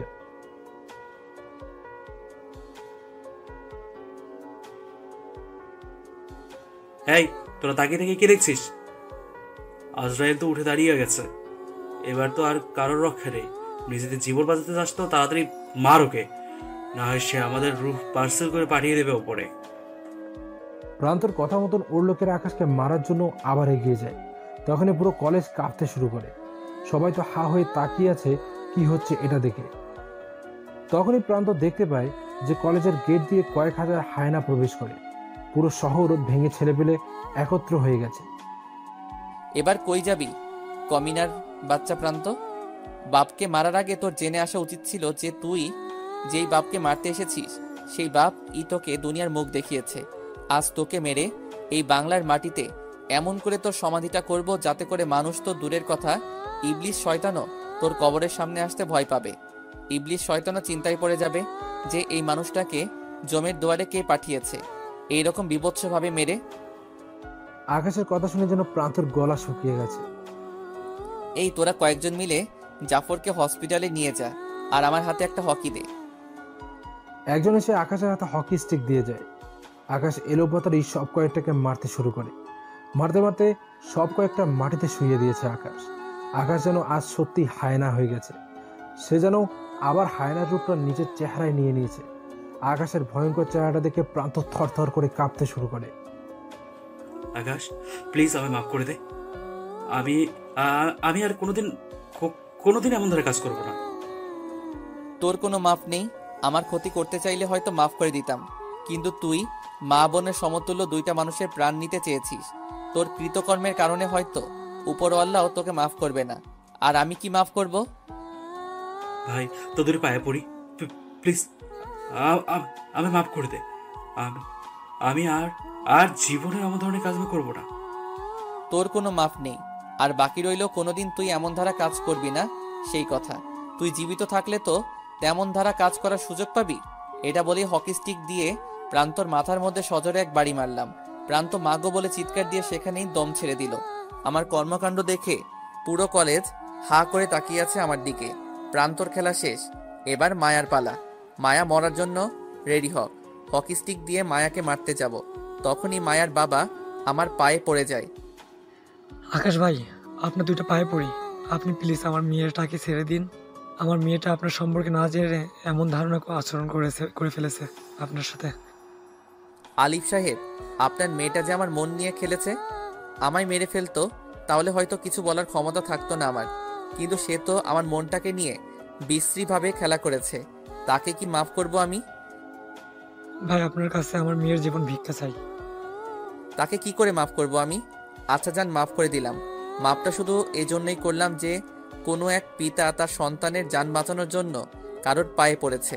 আর তাছাড়া তাকে আমি মন থেকে ভালোবেসেছি, তাকে মারতেও হয়তো আমার অনেক কষ্ট হতো, তাই মাফ করে দিলাম। তখনই মায়া এসে আকাশের পায়ে পড়ে যায়। আকাশ প্লিজ আমায় মাফ করে দাও। আমি তোমার ভালোবাসা সত্যিই বুঝতে পারিনি। তোমার ভালোবাসা নিয়ে আমি পুতুল খেলা খেলেছি। প্লিজ তুমি আমায় মাফ করে দাও। মায়া, পা ছাড়ো। তোমায় আমি মাফ করে দিয়েছি, কিন্তু আজ একটা কথা বলে দেই, কখনো কারোর মন নিয়ে এভাবে খেলিও না। বিশ্বাস করো, খুব কষ্ট হয়। আমার মতন পাষাণের যদি এত কষ্ট হয়, তাহলে অন্যান্য মানুষের কেমন কষ্ট হবে ভাবো একবার। সো প্লিজ কারোর মন নিয়ে খেলা করিও না। আকাশ, আমি তোমার পায়ে ধরে মাফ চাই। প্লিজ তুমি আমায় শেষবারের মতন একটা সুযোগ দাও। আমি তোমায় ভালোবাসা দিয়ে সমস্ত কিছু ভুলিয়ে দিব। তার দরকার নেই। ভালোবাসায় জড়িয়ে যে কত বড় ভুল করেছি আমি, তা এখন প্রমাণ পাচ্ছি। আর আজ থেকে তুমি তোমার মতন থাকো, আর আমি আমার মতন থাকবো। আজকের পর তোমার সাথে আমার আর কোনো কিছুই থাকবে না। আকাশ, তোমার যা শাস্তি দেওয়ার তুমি আমাকে দাও, কিন্তু প্লিজ আমায় ছেড়ে যেও না। আমি সত্যি এখন তোমার ভালোবাসা বুঝতে পারছি। একটা মানুষ এতটা পাওয়ারফুল হওয়া সত্ত্বেও ক্ষমতা দেখায়নি, আর আমি সামান্য একটা নেতার মেয়ে হয়ে কত কি না করে ফেলেছি। পাওয়ারের অপব্যবহার করেছি, দেমাগ দেখিয়েছি, গরিমা করেছি, যা আমার কখনোই উচিত হয়নি। প্লিজ শেষ একটা সুযোগ দাও। সরি, তোমার মতন মেয়ের সাথে আমি আর কোনো সম্পর্ক রাখবো না। এটা বলে মায়ের কাছ থেকে নিজের পা ছাড়িয়ে নিলাম। ফি আমানিল্লাহ, তোমার সাথে আমার সফর শেষ। তারপর সেখান থেকে সোজা চলে আসলাম। মায়া অনেকবার আমায় ডেকেছে পিছন থেকে, কিন্তু আমি কোনো পাত্তা দেইনি। খুব কান্নাও করেছিল মেয়েটা, কিন্তু কী লাভ এখন কান্না করে? যখন সময় ছিল তখন ছলনা করেছে আমার সাথে, আর এখন যখন আমার দিন এসেছে তখন এসে হামাগুড়ি খাচ্ছে আমার পায়ে পড়ে। এতটা কষ্ট হচ্ছিল বুকের ভিতরে, যা বলে বোঝাতে পারবো না। যতই হোক, ভালো তো বেসেছি তাকে আমি। সবাইকে বিদায় দিয়ে বাসার দিকে রওনা দিলাম। তবে মনে মনে একটা প্রতিজ্ঞা করে ফেলেছি আমি, যে আজকের থেকে আমি আবার আগের মতন হয়ে যাব। দুনিয়ায় যখন পাওয়ারের খেলা চলে, তাহলে পাওয়ার দিয়েই সব কিছু করবো আমি। আজকের পর দেখি কে আমায় আটকায়। আসলেই গুরুজনদের কথা ঠিক, জঙ্গলে রাজত্ব করতে হলে অবশ্যই তোমার গর্জন অতিমাত্রায় ভয়ঙ্কর হতে হবে, না হয়তো বা ছোট ছোট প্রাণীগুলাও তোমায় ভেঙচি কেটে চলে যাবে। বাসায় গিয়ে দেখি দুজন মানুষ আমার অপেক্ষায় বসে আছে। ভাইয়া, তুমি এসো। হ্যাঁ ত্রিধা, আমি এসেছি। এতদিন যাকে প্রান্তর বোন নামে চিনতাম, তার নাম হচ্ছে ত্রিধা। তোমার আম্মু কই? বাসায় তোমার জন্য অপেক্ষা করছে। আচ্ছা। তারপর বাসার ভিতরে প্রবেশ করলাম। ত্রিধার আম্মু আমায় দেখে জড়িয়ে ধরে কান্না করে দিল। বাবা, আমায় ক্ষমা করে দে রে।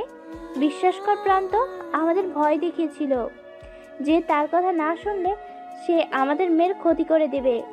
বাবা বিশ্বাস কর, আমার মেয়েটা বাদে দুনিয়াতে আমার আর কেউ নেই। তাই তার কথায় রাজি হয়েছি আমি। না হয় সে আমার মেয়েটার বড় কোনো ধরনের ক্ষতি করে দিত। হয়েছে সেসব কথা, কিন্তু তোমরা সেটা আমায় আগে বললেই পারতে। আর আমি আকাশ মাহমুদ থাকতে তোমাদের কেউ ক্ষতি করবে, কলিজাটা সোজা বের করে ফেলবো। আমি তোকে অনেক আগেই বলতে চেয়েছিলাম বাবা, কারণ আমি প্রথম দেখাতেই বুঝে গিয়েছিলাম যে তুই লক্ষ্মী একটা ছেলে। কিন্তু কি করব বল, আমার মেয়েটাই যে আমার সব। ও ছাড়া যে আমার আর কেউ নাই দুনিয়াতে। কে বলেছে কেউ নাই তোমাদের? আমি তো আছি। আমার তো মা বাবা কেউ নেই। বিশ্বাস করো, যেদিন আমি এই বাড়িতে আসি সেদিন থেকেই তোমায় মায়ের মতন দেখি। খুব ইচ্ছে করতো তোমায় মা বলে ডাকতে, কিন্তু প্রান্ত যদি কিছু মনে করে তাই আর ডাকিনি। কিন্তু এখন থেকে তোমায় আমি মা বলেই ডাকবো। আর তোমরা এখন থেকে আমার পরিবার। আজ থেকে তোমার 2 সন্তান, একটা ছেলে আর একটা মেয়ে। সত্যি তুই আমার মা বলে ডাকবি? হ্যাঁ মা, 3 সত্যি। তোমায় আমি মা বলেই ডাকবো। সেই রাতের মধ্যেই আমার সমস্ত কারোবার এই শহরে নিয়ে আসলাম। আজ থেকে আমি এই শহরে বসেই সমস্ত কারোবার চালাবো। মা, তোমরা কাপড় চোপড় গুছিয়ে নাও। কেন রে বাবা? কারণ কাল আমরা নতুন বাড়িতে উঠবো। শহরের নামকরা বাড়িটা কিনেছি আমি। এতদিন আমি যেমন তেমন ভাবে রাত কাটিয়ে দিতে পারতাম, কিন্তু এখন আমার একটা পরিবার হয়েছে, তাদের নিয়েও চিন্তা করতে হবে আমার। পরের দিন সেই বাড়িতে উঠে গেলাম। ত্রিধাকেও ওর কলেজ থেকে ট্রান্সফার করিয়ে শহরের নামকরা কলেজে অ্যাডমিশন করিয়ে দিলাম। একদিনের মধ্যেই পুরো শহরে আগুনে নামের ঢল শুরু হয়ে গেল। সবার মুখে মুখে একটাই কথা, যে আগুন এখন এই শহরে থাকে। আম্মুকেও সবটা জানিয়ে দিলাম যে আমি কে। বাবা, আমার না খুব ভয় করে, তোর যদি কোনো ক্ষতি করে দেয় কেউ। মা, এতদিন বাঁচার মতন উৎস ছিল না আমার কাছে, কিন্তু এখন একটা পরিবার আছে আমার। সো আমার ক্ষতি কেউ করতে পারবে না। আর বিশেষ করে ত্রিধাও আমার বোন, ওর সমস্ত সেফটি আমি দিয়ে দিব। বাড়িতে অনেক কয়টা পাহারাদার নিযুক্ত করলাম। ত্রিধার সাথেও কয়েকটা বডিগার্ড নিযুক্ত করে দিলাম। আজ 3 দিন পর কলেজ যাব। গত 3 দিন সমস্ত কিছু গোছাতে গোছাতে লেগে গেছে। কলেজে যেতেই প্রিন্সিপাল আমায় তার রুমে ডাক দিল। আকাশ, আমার একটা উপযুক্ত মেয়ে আছে, আমি চাই তুমি আমার মেয়েকে বিয়ে করে নাও। স্যার, এখন আমি বিয়ে টিয়ের ব্যাপারে ভাবছি না। আর তাছাড়া এখন আমার মা বোন রয়েছে, তাদেরও একটা মতামত আছে। আপনি তাদের সাথে গিয়ে কথা বলুন। যদি তারা রাজি হয় তাহলে নিজের মনকে শক্ত করে আমি আপনার মেয়েকে বিয়ে করে নিব। ওকে, আমি তোমার মায়ের সাথেই কথা বলবো। প্রিন্সিপালের সাথে কথা বলে ক্লাসে চলে আসলাম। পুরো কলেজ একদম ঝুঁকে গেছে আমার দিকে। সবার কাছে এক নামে পরিচিত হয়ে গেছি, আগুন। সিনিয়র নাই, জুনিয়র নাই, সবাই প্রেমের প্রপোজাল দিচ্ছে, কিন্তু আমি কাউকেই সাড়া দিলাম না। কারণ একজনকে সাড়া দিয়ে জীবনটাকে নরকে ঠেলে দিতে ধরেছিলাম। স্যার ক্লাস করাচ্ছে, ক্লাসে মন দিলাম। মায়া আজ অন্য টেবিলে বসেছে। আজ আমার পাশে বসেছে ক্লাসের সবচাইতে সুন্দরী মেয়ে আনিকা। মায়া বারবার আমার দিকে ঘুরে ঘুরে তাকাচ্ছে। আমায় কষ্ট দেওয়ার ফল মায়া তুমি পেয়ে যাবে। ক্লাস শেষ করে বের হতে ধরলাম, তখনই মায়া পিছন থেকে এসে আমায় জড়িয়েও ধরে কান্না করে দিল। আকাশ, আমায় একটা বারের জন্য ক্ষমা করে দাও না প্লিজ। মায়া প্লিজ আমায় ছাড়ো। তোমার সাথে আমার আর কোনো কিছু নেই। সো নিজের রাস্তা মাপো। না, আমি তোমায় ছাড়বো না। আমি সত্যিই ভুলছিলাম আকাশ। এখন আমার সামনে সবকিছুই ক্লিয়ার। আমি আর কাউকে চাই না, আমি তোমাকেই চাই। কিন্তু আমার তোমাকে চাই না। প্রিন্সিপাল স্যার তার মেয়ের সাথে আমার বিয়ের কথা পাকা করতে আমার মায়ের কাছে যাবে। আমার মা যদি রাজি হয় তাহলে আমি তাকেই বিয়ে করে নিব। প্লিজ আকাশ, তুমি এমনটা করো না। আমার খুব কষ্ট হবে আকাশ। তোমায় অন্যের সাথে দেখতে পারবো না আমি। বিশ্বাস করো, আজ যখন আনিকা তোমার পাশে বসে তোমার সাথে হাসাহাসি করছিল তখন আমার খুব কষ্ট হয়েছে। যেমন কর্ম করেছো তেমনটাই ফল পাচ্ছ তুমি। আর তোমার কষ্ট হলে আমি কি করব? একবার তো বললাম, এই যে তোমার সাথে আমার সমস্ত সম্পর্ক শেষ, সো এবার নিজের মতন থাকো বলে ঝাটকা দিয়ে মায়ের কাছ থেকে নিজেকে ছাড়িয়ে নিলাম। তারপর মায়াকে রেখে সেখান থেকে চলে এলাম। হসপিটালের উদ্দেশ্যে রওনা হয়েছি। আজ জাফরকে দেখতে যাব। হসপিটালে গিয়ে জাফরের সাথে দেখা সাক্ষাৎ করে বাসায় চলে এলাম। বাসায় পৌঁছে ফ্রেশ হয়ে নিলাম। তারপর অপেক্ষা করতে লাগলাম ছেলেপেলের জন্য। আমার সব কয়টা পুরনো গাড়ি এখানে নিয়ে আসতে বলেছি ছেলেদেরকে ফোন করে। আম্মু এসে শরবত দিয়ে গেল। সোফায় বসে বসে শরবত খাচ্ছিলাম, তখনই দরজার কলিং বেল বেজে উঠল। হয়তো ছেলেপেলেরা গাড়ি নিয়ে এসেছে আমার। উঠে গিয়ে দরজা খুলে দিলাম। দরজা খুলে যা দেখলাম তাতে তো আমার চোখ সোজা কপালে উঠে গেল। মিনিস্টার সাহেব তার মেয়েকে নিয়ে এসেছে আমার বাড়িতে। মেয়ের সাজগোজ দেখে বুঝতে বাকি রইল না যে কেন এসেছেন মিনিস্টার সাহেব। আকাশ ভাই, কি খবর? এই তো মিনিস্টার সাহেব, আল্লাহ রেখেছে। আপনার কি খবর? আমিও আছি মোটামুটি। রাজনীতির মানে অনেকটা ঝামেলা চলছে। সেসব ঝামেলা কাঁধে বয়ে নিয়ে কি পুরোপুরি ভালো থাকা যায়? রাজনীতির ময়দানটাই এমন মিনিস্টার সাহেব। আচ্ছা আসেন, ভিতরে আসেন। আকাশ ভাই, বাইরে তো সেই দেখে কিনছেন। আরে আর সেই কোথায়? আচ্ছা সেসব বাদ দেন তো, বলেন কেন এসেছেন? আসলে আকাশ ভাই, আমি চাই আমার মেয়েটাকে আপনি বিয়ে করেন। যেটা ভেবেছিলাম সেটাই হয়েছে। আমার ধারণাই সঠিক মিনিস্টার সাহেব। আমি সেসব নিয়ে এখনো ভাবিনি। আর তাছাড়া আমার পরিবারকে গোছাতে আরও অনেকটা সময় লাগবে। ততদিন বিয়ে শাদী করব না। আকাশ ভাই, আপনি না করিয়েন না প্লিজ। আমার মেয়েটা খুব লক্ষ্মী। আশা করি আপনার সাথে তার জোড়াটা অসাধারণ হবে। মিনিস্টার সাহেব, আমি এখন বিয়ে করব না। তবে হ্যাঁ, বাসায় আমার মা বোন আছে। তারা যদি রাজি হয় তাহলে আমি আপনার মেয়েকে বিয়ে করব। আপনি আমার মায়ের সাথে কথা বলেন, আমি ডাক দিচ্ছি। একটু পর আম্মু আসলো অন্য রুম থেকে। আসলে আমি আপনার ছেলের সাথে আমার মেয়ের বিয়ে দিতে যাচ্ছিলাম, কিন্তু আপনার ছেলে তো সোজা না করে দিল। তবে হ্যাঁ, আপনি যদি রাজি থাকেন তাহলে নাকি আপনার ছেলে বিয়ের ব্যাপারে ভাববেন। মিনিস্টার সাহেবের মুখে এমন কথা শুনে আম্মু আমার দিকে হা করে তাকিয়ে আছে। আকাশ, ওই রুমে আয় তো বাবা, তোর সাথে একটু কথা আছে। হ্যাঁ মা, এবার বলো। বাবা দেখ, জীবনটা তোর, তাই ডিসিশনটাও তোর। তোর উপরে আমি কোনো ডিসিশন নিব না। আর তাছাড়া কপাল গুনে তোর মতন ছেলে পেয়েছি, কিন্তু তারপরেও তোর উপরে তো আমি চাপিয়ে দিতে পারি না। আর আমার তো তোর জীবন নিয়ে কথা বলার কোনো রাইট নাই। মা, তুমি হয়তো এখনো আমাকে ছেলের নজরে দেখতে পারোনি। না রে বাবা, এমন কিছুই না। আমি জানি মা। আসলে দেখো মা, আমি মায়াকে লাভ করতাম। সে আমার সাথে চিট করেছে, কিন্তু মনের মধ্যে তার জন্য জায়গাটা এখনো রয়ে গেছে। তার উপরে অনেকেই বিয়ের কথা বলছে, কিন্তু আমার এসবে কোনো মতামত নেই। আর অনেক কষ্টের বিনিময়ে মা বোনকে পেয়েছি। তাদের পরিপূর্ণ সুখ দিয়ে নিজের কথা ভাববো। আর তাছাড়া তুমি মা, তুমি চাইলে যে কোনো সিদ্ধান্ত নিতে পারো। তোমার সিদ্ধান্ত নিয়ে আমার কোনো আপত্তি নাই। আকাশের কথা শুনে আকাশের মায়ের চোখ দিয়ে টুপটুপ করে পানি পড়া শুরু করে। বাবা, জানি না তুই কার গর্ভের সন্তান, তবে এটা বলবো তুই দুনিয়ার শ্রেষ্ঠ সন্তান। আর তুই আমার ছেলে। তোকে পেয়ে জীবনের সবচেয়ে বড় পাওয়াটা আমি পেয়েছি। আরে মা, তুমি কান্না করছো কেন? আমি তোমার সন্তান, তোমারই থাকবো। নিজের হাতে মায়ের চোখের পানিগুলো মুছে দিলাম। আম্মু, এবার কি ডিসিশন নিবে বা নিলে সেটা গিয়ে মিনিস্টার সাহেবকে জানাও। চল তুই। মিস্টার সাহেব, আসলে দেখেন, আমি আমার ছেলের বিয়েটি নিয়ে এখনো ভাবিনি। আমার ছেলে বিয়ে আমি এখন দিব না। আরো কিছুটা সময় যাক, তারপর না হয় ওর জন্য বৌমা খুঁজবো। তবে হ্যাঁ, বৌমা খুঁজলে আপনার মেয়েটাকে আমার ছেলের জন্য পারফেক্ট কিনা সেটা তখন ভেবে দেখবো। আমার মেয়ের সাথে আকাশের বিয়ে দিলে খুব খুশি হতাম। তবে সমস্যা নেই, আপনারা সময় নিন, পরে না হয়ে জানাবেন। জি, আমি সেটাই বলছি। মিনিস্টার সাহেব চলে গেল। আমি আম্মুকে জড়িয়ে ধরে বসে আছি। বাবা, টেনশন করিস না। আমি জানি তোর ভিতরে কি চলছে।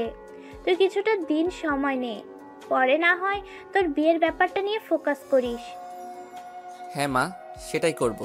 দেখি মন মানসিকতা কতদূর কি হয়। তবে এখনো মায়ের জন্য ভালোবাসা ভিতরে পুষে রেখেছি। সেটা হয়তো কোনোদিন মন থেকে যাবে না। যাওয়ার দরকারও নেই, যা আছে মনে থাক। পরে সময়েরটা সময় দেখা যাবে। আম্মু আমায় ভরসা দিচ্ছিল। তখনই ছেলেপেলেরা আমার গাড়ি নিয়ে আসে। আম্মু আজ থেকে ত্রিধাকে বলে দিবে সে যেন গাড়ি ছাড়া চলাফেরা না করে।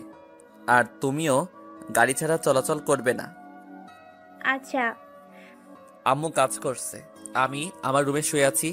মায়ার কথা খুব মনে পড়ছিল। না, ওকে আমি যতই ভালোবাসি না কেন, কিন্তু ওকে আমি কখনোই মাফ করব না। কি থেকে যে কি হয়ে গেল তা ভাবতেও কলিজা মোচড় দিয়ে ওঠে। আজ আমার ভিতরে রক্তক্ষরণ হচ্ছে।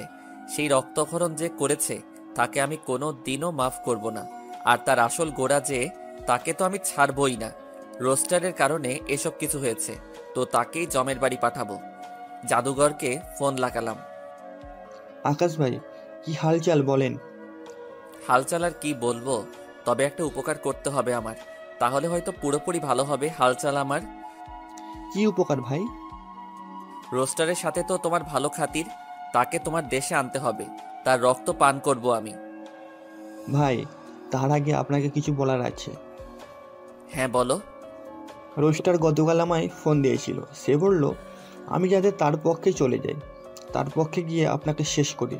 কিন্তু আমি ভালো মন্দ কিছুই বলিনি, কারণ যার নুন আমি খেয়েছি তার সাথে কোনোদিন এই গুটিবাজি আমি করতে পারবো না। তার মানে রোস্টারও এক দফা আমার সাথে খেলতে চায়? হ্যাঁ ভাই।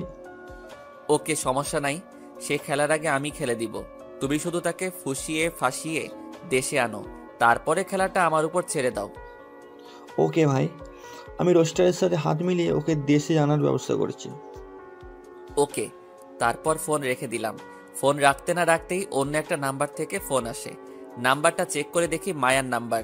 ফোনটা রিসিভ করে, কি জন্য আমায় ফোন দিয়েছো? আকাশ, আমার খুব কষ্ট হচ্ছে, বিশ্বাস করো, তোমায় ছাড়া নিজেকে খুব একা একা লাগে। কেন যে তোমার সাথে অমনটা করতে গেলাম, আজ তার ফল ভোগ করতে হচ্ছে আমার। যেরূপ কর্ম করবে সেরূপ ফল তো অবশ্যই পাবে। আকাশ প্লিজ, তোমার দুটো পায়ে পড়ি, আমি শেষবারের মতো একটা সুযোগ ভিক্ষা দাও। শারীরিক কষ্ট পেলে হয়তো মনটাকে বুঝ দিতে পারতাম, কিন্তু এখানে তো মনটাকে কষ্ট দিয়ে পচিয়ে ফেলেছো তুমি। সেই মন তোমার উপরে বসাবো কি করে আমি? আকাশ, আমি ভালোবাসা দিয়ে তোমার মনটাকে আবার আগের ন্যায় করে দিব। তার আর কোনো দরকার নেই, আপাতত যেমন আছি তেমনটাই থাকতে চাই আমি। আর আমার জীবনে তোমার মতন মেয়ের আর কোনো দিন জায়গা হবে না। আকাশ, আমি হাল ছাড়বো না, তোমায় আমি নিজের করেই ছাড়বো। খোদার কাছে দুহাত তুলে তোমায় ভিক্ষা চাইবো, তিনি তো আমায় খালি হাতে ফিরিয়ে দিবেন না। যা করার করো, যে কষ্ট দিয়েছো আমায় সেটা তোমার খোদাও দেখেছে, হয়তো কোনোদিন তোমার দোয়া কবুল হবে না। এবার রাখলাম ফোন বলে মুখের উপরে ফোনটা রেখে দিলাম। সবকিছু থেকে ব্লক করে দিয়েছি তাকে। পরের দিন সকালবেলা উঠে ফ্রেশ হয়ে নিলাম। আম্মু নাস্তা লাগিয়েছে, সেটা খেয়ে দিয়ে কলেজে চলে গেলাম। কলেজে গিয়ে শুনি আজ নাকি ক্লাস হবে না। মায়া নাকি আজ কলেজে প্রিন্সিপালের সাথে অনেক হাঙ্গামা করেছে আমার জন্য, আবার আনিকাকে নাকি পিটুনিও দিয়েছে সে। মেজাজটা পুরো বিগড়ে গেল। না, মায়াকে শিক্ষা দেওয়া উচিত। মায়ার খোঁজ করতে লাগলাম। অবশেষে গিয়ে দেখি মায়া ক্লাসরুম বন্ধ করে বসে আছে। মায়া দরজা খোলো, কথা মতন মায়া দরজা খুলে দেয়। কি শুরু করেছো তুমি? হ্যাঁ, প্রিন্সিপালের সাথে নাকি আমাকে নিয়ে হাঙ্গামা করেছো, আবার আনিকাকেও মেরেছো? হ্যাঁ করেছি, কারণ সেই লোক তার মেয়ের সাথে তোমার বিয়ের কথা কেন বললো? আর আনিকাকে মেরেছি, সে তোমার সাথে গতকাল চিপকিয়ে কেন ছিল? সেটা আমার ব্যাপার, তোমার তো এখানে কোনো ফাংশন নেই। নেই মানে অবশ্যই আছে, তুমি শুধু আমার, তোমাকে আমি আর কারো হতে দিব না। দরকার হয় এর জন্য আরো পদক্ষেপ আমি নিব। তুমি আসলেই মানুষ না মায়া, তোমার মধ্যে মনুষ্যত্বের কোনো কিছুই নেই। তুমি নিজের স্বার্থের জন্য মানুষের খুন করতে পারো, তুমি নিজের ফায়দার জন্য মানুষের মনে আঘাতও দিতে পারো। আজকে যা করলে তারপর তো তোমার উপর থেকে আমার সমস্ত ভালোবাসা উঠে গেছে। যদিও মনে মনে কিছুটা ভালোবাসতাম, আজ সেটাও নেই। আকাশ প্লিজ, তুমি এমনটা করো না, আমি সত্যি মরে যাব। তোমার জন্যই তো এমনটা করেছি। যাও, মরে যাও, তাও তোমায় আমি কোনোদিন গ্রহণ করব না। মায়া আকাশের এইরূপ কথা শুনে কান্না করতে করতে সেখান থেকে চলে যায়। আজ 1 মাস মায়া ক্লাসে আসে না। মোটামুটি আমিও তাকে ভুলে গেছি। ক্লাসের সবার সাথে মোটামুটি ভালো বন্ধুত্ব হয়ে গেছে আমার। মোটামুটি দিনকাল ভালোই কাটছিল।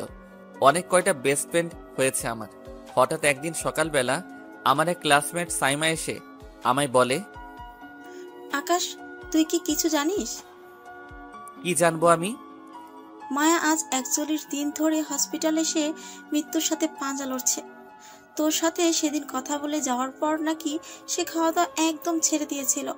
বাসার কারোর সাথেই নাকি কথা বলতো না, একা একা থাকতো। হুট করে একদিন রাতের বেলায় নাকি সুইসাইড করে বসে। সাইমার মুখ থেকে এমন ধরনের কথা শুনে পায়ের নিচ থেকে যেন মাটি সরে গেল আমার। আমি জানি মায়া আমার জন্য এমন করেছে। যত যাই হোক, ভালো তো বাসি তাকে। কলিজায় এক ভয়ঙ্কর রকমের মোচড় দিল। সাথে সাথে বুকে হাত দিয়ে মাটিতে বসে পড়লাম। মনে হচ্ছে যেন কলিজাটা কেউ লবণ দিয়ে কাঁচা চিবিয়ে খাচ্ছে। আকাশ প্লিজ ভেঙে পড়িস না। সাইমা, আমায় প্লিজ হসপিটালে নিয়ে চল তো। ওকে চল। সাইমার সাথে হসপিটালে চলে গেলাম। হসপিটালে গিয়ে দেখি আলিফ সাহেব কেবিনের সামনে বসে বসে ঝিমাচ্ছে। বুঝতে বাকি রইল না যে সামনের কেবিনেই মায়াকে রাখা হয়েছে। কোনো কথা না বলে সোজা কেবিনে ঢুকে গেলাম। কেবিনে ঢুকে দেখি মায়া শুয়ে আছে, আর তার মুখে মাস্ক লাগানো। মায়ার এই অবস্থা দেখে ভিতরটা যেন ফেটে যাচ্ছিল। এখন আমার কি করা উচিত তা আমি জানি না। তবে হ্যাঁ, মায়াকে আমি কোনোদিন গ্রহণ করব না। তবে তার এই অবস্থার জন্য আমি দায়ী, কিন্তু দায়ীটা তার জন্যই হতে হয়েছে আমাকে। এসব ভাবছিলাম তখনই মায়া আমায় হাতের ইশারায় ডাক দিল। ধীরে ধীরে মায়ার কাছে গেলাম। মায়া, তুমি এমনটা কেন করলে? কোনো উত্তর নাই। মায়া, তুমি এমনটা কেন করলে? তখনই সে কান্না করে দিল। মায়া, এসব পাগলামো কেন করতে গেলে তুমি? মায়া হাতের ইশারায় আকাশকে মুখের মাস্কটা খুলে দিতে বলল। মেয়েটার চেহারা কেমন যেন ফ্যাকাশে হয়ে গেছে। আকাশ, আমায় একটা বার বুকে টেনে নিবে, খুব কষ্ট হচ্ছে আমার। মায়া, আমি পাষাণ নই, কিন্তু বিশ্বাস করো এই বুকে তোমার জন্য আর জায়গা নেই। প্লিজ একটা বার বুকে নাও না। মায়া, আমায় ক্ষমা করো তুমি। আমি তোমায় বুকে নিতে পারবো না। আর তুমি এটা বলো যে তুমি এমনটা কেন করলে? তুমি তো বলেছিলে মরে গেলেও তুমি আমায় গ্রহণ করবে না, তাই মরতে চাইলাম। কিন্তু তোমায় ছাড়া আমার খুব কষ্ট হয়। তুমি যখন অন্য মেয়েদের সাথে কথা বলো তখন মনে হয় যেন আমার কলিজা ছিঁড়ে যাবে। বিশ্বাস করো, আমি আর সহ্য করতে পারছিলাম না, তাই মৃত্যুকে বেছে নিয়েছি। মায়া, পাগলামন লিমিট ক্রস করে ফেলেছো তুমি। মরে যাওয়াই সবকিছু সমাধান না। দুনিয়ায় থেকে কিছু করার ট্রাই করো। হ্যাঁ, আমি বেঁচে থাকতে চাই, কিন্তু তোমায় নিয়ে। তুমি বলো, তুমি আমায় ছেড়ে যাবে না? সারা জীবন তুমি আমার হয়ে থাকবে? না হয় কিন্তু কখন কি ঘটিয়ে ফেলবো তা আমি নিজেও জানি না। মায়ার কথা শুনে বুকটা ধুপ ধুপ করছে। মেয়েটা যদি সত্যি কিছু করে বসে, একে তো অসুস্থ, দ্বিতীয়ত যে হারে পাগলামো করছে, আল্লাহ জানে কখন কি ঘটিয়ে বসে। না, তার থেকে ভালো মেয়েটাকে আশ্বাস দেই, তবে সত্যিকার অর্থে না। সে সুস্থ হওয়া পর্যন্ত তার পাশে থাকবো। পরে আমি আমার মতন করে সাইড কেটে যাব। আর যাওয়ার আগে এমন কিছু কন্ডিশন দিয়ে যাব, সে আর জীবনেও এসব করার কথা চিন্তা মাথায় আনবে না। আচ্ছা যাও, তোমায় ছেড়ে যাব না। এটা বলা মাত্রই মায়া আমার হাত শক্ত করে চেপে ধরল। আমি এখন সত্যি সুস্থ হয়ে যাব দেখিও, কারণ আমার বেঁচে থাকার উৎস আমি পেয়ে গেছি। সপ্তাহ 10 দিনের মধ্যে মায়া সুস্থ হয়ে উঠল। তাকে পুরোপুরি ভালোবাসা দিয়ে সুস্থ করে তুললাম। তবে আমার মনে অন্য কিছুই চলছে। এখন শুধু মনের ভাবনাটাকে বাস্তবায়নের পালা। মায়া এখন পুরোপুরি সুস্থ। একটা চিঠি লিখে মায়ার হাতে ধরিয়ে দিলাম। মায়া, আমি যাওয়ার পর এটা তুমি খুলবে। আচ্ছা। আমি চলে এলাম। অন্যদিকে আকাশ যাওয়ার পর মায়া চিঠিটা খুলে। মায়া, আমায় ক্ষমা করে দাও। আমি তোমায় দ্বিতীয়বার আর গ্রহণ করতে পারবো না, কারণ তোমাকে নিয়ে আমার ভিতর থেকে সমস্ত ভালোবাসা মরে গেছে। বিন্দু পরিমাণ ভালোবাসা নেই তোমাকে নিয়ে আমার মনে। অনেক ট্রাই করেছি তোমার সাথে মানিয়ে নেওয়ার, কিন্তু তোমার সেই দিনের কৃতকর্মগুলো চোখের সামনে ভেসে ওঠে শুধু আমার। আর এতদিন তোমায় সুস্থ করার জন্য